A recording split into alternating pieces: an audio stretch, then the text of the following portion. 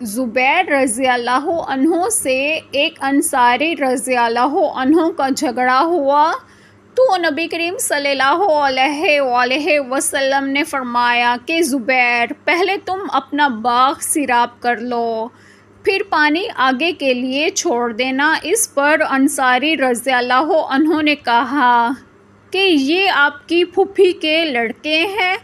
یہ سن کر رسول اللہ صلی اللہ علیہ وآلہ وسلم نے فرمایا، زبیر، اپنا باغ اتنا سیراب کر لو کہ پانی اس کی منڈیروں تک پہنچ جائے، اتنے روک رکھو۔